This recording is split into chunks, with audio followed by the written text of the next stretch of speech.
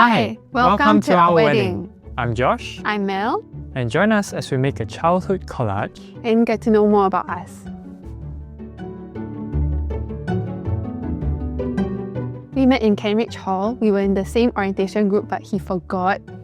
We only got to know each other better through KR Rocker / Inspire, which is the singer-songwriter group in Hall. So Josh first started a conversation with me by asking me to translate a Japanese recycling brochure. And when I got his message, I was like, huh? Need me to translate meh? Cannot just use Google Translate? But I still replied him anyways. So fast forward, our first unplanned date was during December holidays. There's no food in Hall over the weekend, so I was thinking of going on a solo museum date. But he messaged me asking how am I going to settle lunch, and I told him, oh, I'm going to the museum. And I invited him, and then he texted me, mind taking a moody boy along with you?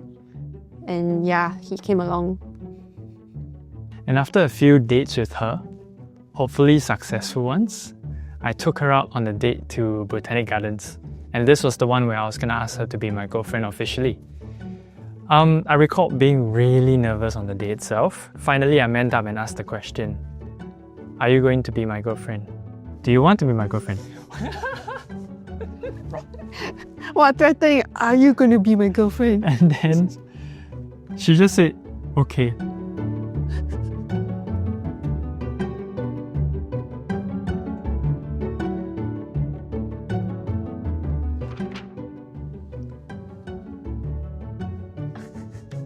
As a quirky person, Josh has many quirky facts, but this is one of them. So when he's happy or like in his zone or calm, he has a habit of waving his toes.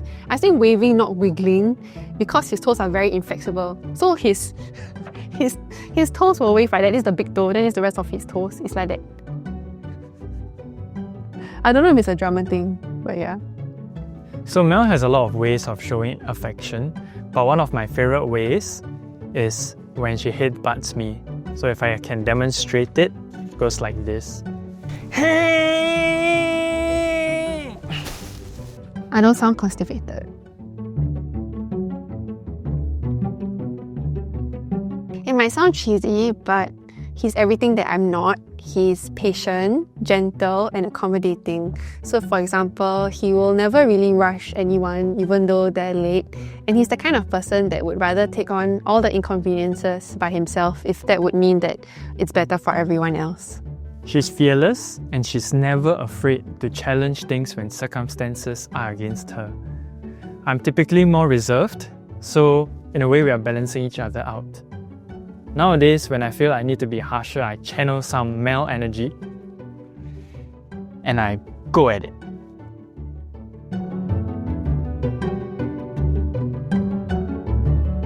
I think our relationship started off as friends first, and we were friends for a long time. It's safe to say that she is my best friend, and romance was the happy outcome. So throughout the journey of our relationship, we have gone through many experiences, and it's taught us that we have to go through it together, face our problems together, and also celebrate the good ones. Our journey as a couple has been that of growth, from graduating university to transitioning to work life. And through all these changes, we try to keep each other accountable, be it giving that 90% when one of us is feeling at 10%.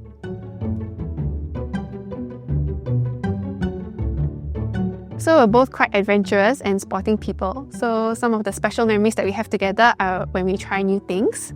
So one of the special moments is the first time we hiked Clementi Forest.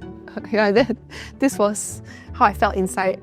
Yeah, so I was quite lazy to go initially because I'm an Eastie and Clementi is all the way in the west. But Josh was quite excited, so I was like, okay, let's go. Let's go. The hike started off well, but in the middle of the hike, my body suddenly got really cold and I started to have cold sweat.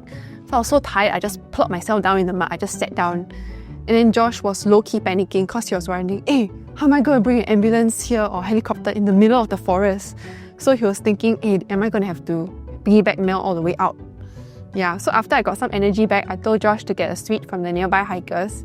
He managed to get one, but when he was trying to open the sweet, he was shaking and taking such a long time. And I remember looking at this guy like, what is he doing? I just need the sweet.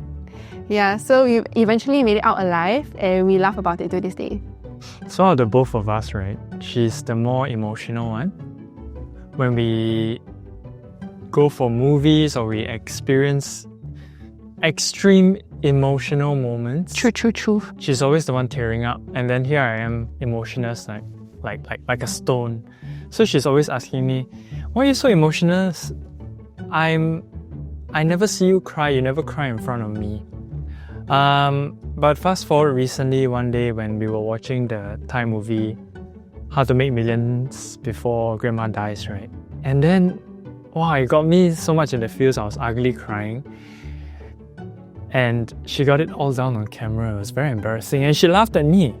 Of course. I'll never cry in front of her again. Very embarrassing. It was that day that I learned that only grandmas can make him cry.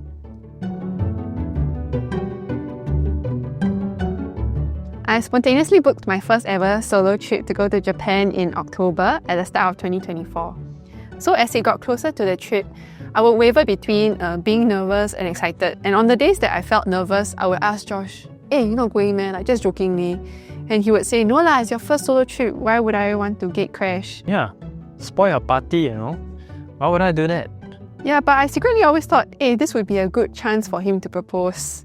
So sometimes I would ask my parents, "Hey, did Josh tell you anything?" And I thought I could tell when my parents lie, but apparently not. So when I was in Japan, I tried to video call Josh to show him Mount Fuji because it was so nice.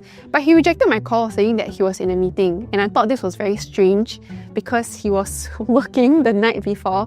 And usually when he does overnight measurements, he will take the next morning off. But I didn't think too much about it. Then my tour group moved to the next stop, which was Lake Yamanaka. And it was quite empty, surprisingly. So I was walking alone, just enjoying the view. Then all of a sudden, I see 3 Ang Moh tourists approaching me, with the camera sticking out, filming me. Then I'm like, what is going on? Then suddenly, this guy pops out of literal bushes with a huge bouquet. And I was so shocked because just moments earlier, I was trying to video call him. Yeah, so what really drew me back to reality was when he stepped closer to speak to me, and the first thing that hit me was the smell of coffee. He just smelled so much of coffee. Yeah, so he said some nice words to me, and when he proposed, it was also quite funny because he forgot that the ring box was still in the packaging, so he had to ask me to turn around while he was fumbling behind, trying to take it off the bag. Thinking on the spot. And then he proposed to me. And I still ended up tearing even though it was so comical because yes, between the two of us, I'm the more emotional one. So you might be wondering how I stalked her in the least creepiest way possible. I used Find My iPhone. Before the trip, I asked her, "Hey, for safety reasons, can you share your location with me?" Not bad, quite smooth. Smooth. So I was able to track her to the meter, and I knew that that day she was on a trip to Mount Fuji. I parked my car nearby and stalked her. And then I had my bouquet of flowers ready, everything was ready, and then I knew I had one last problem to solve. Who was going to take the video for me? And just nice, at that place itself were three unsuspecting tourists. I ambushed them first and I was like, "Hey, I'm going to propose to my girlfriend now. She is that very beautiful lady walking along the lake right now. Are you able to help me take a video of this?" And then they were like, "Yeah, sure, let's do it. Yeah, so actually the video turned out pretty good. The person was taking multiple angles. Oh yeah. Yeah. I never got a photo with them or anything, so Yeah, but I thank them. Yes, we still remember them in our hearts.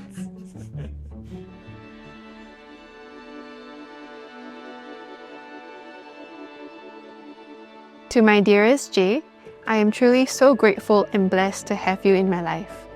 You are a blessing not just to me, but to the people around you, and I can't wait to journey through life together with you. Thank you for being my safe space, my source of healing and growth, and for encouraging me when I'm afraid or lack confidence. In sickness and in health, and death will not do us apart. I'm proud to have you as my life partner. I love you. Hello Mel, my love, my soon-to-be wife. This is it, we're getting married. This is as official as it gets. Mel R. Bowie, my wife, marital status, circles married. When I was younger, I used to daydream. I still daydream sometimes, but now I find myself daydreaming doing life with you. We shared the same music tastes, we shared news, shared Netflix and Disney Plus accounts. Now we will share our lives together. Life is never going to be boring with you. You are fun, sometimes chaotic, sometimes intense, other times needing a recharge, analytical, courageous, and loving. But most important of all, you are exactly the one for me. When we get married, it's better than just daydreaming. I saw the signs of a lifetime. It's you forever and always. Joshua.